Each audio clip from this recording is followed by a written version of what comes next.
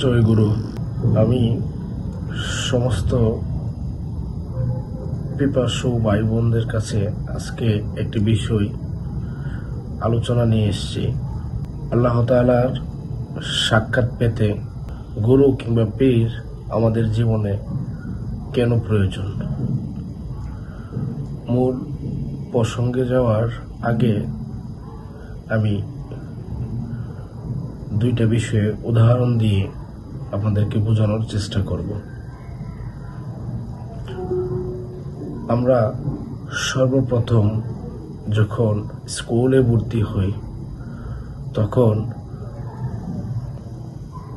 জাগতিকতার বস্তুগত নাম অর্জন করার জন্য আমরা একজন মাস্টার কিংবা টিচারের কাছে পড়তে যাই কিংবা শিখতে যাই।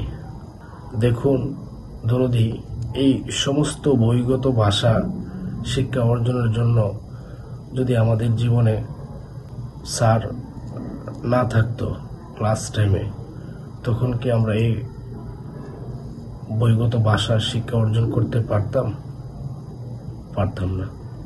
আরেকটি বিষয় হচ্ছে, যখন আমরা কৃষিকাজ করতে যাই, আমি জীবনের প্রথম ধরুন কৃষিকাজে গেলাম, তখনও আমি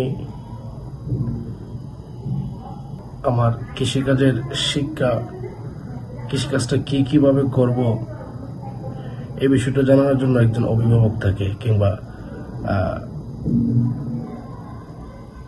শিক্ষক থাকে, যিনি এই বিষয়ে এক্সপার্ট। তিনি আমাদেরকে বলে থাকে যে এই কাজটা করো, তারপরে ওই কাজটা করো, কখন কখন কীটনাশক দিতে হবে, কখন কখন আগাছা পরিষ্কার করতে হবে। তিনি আগে প্রথমে আমাদেরকে শিখিয়ে দেন, তারপরে আমরা করি। পরবর্তী সময়ে আর সেই শিক্ষকের প্রয়োজন কিংবা কৃষি শিক্ষকের প্রয়োজন হয় না। তো যুগান্তর ধরে শুনে এসছি আমরা যে আল্লাহ তাআলা আছেন। তো তিনাকে দেখা এবং পাওয়া, তিনার সান্নিধ্য লাভ করা, এটা কি আপনার দ্বারা সম্ভব? কখনোই সম্ভব নয়, যদি না আমাদের জীবনে পীর কিংবা গুরু না আসে। গুরুর কাছে আত্মসমর্পণ করার পর গুরুর নির্দেশনা মোতাবেক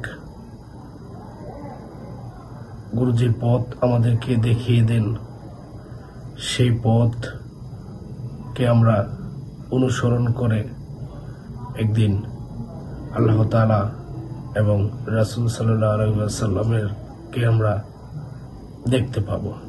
তাছাড়া সম্ভব নয়। আমার জ্ঞানী ভাই বোনরা অবশ্যই আমার কথা বুঝবেন। আজকে আমি আলোচনা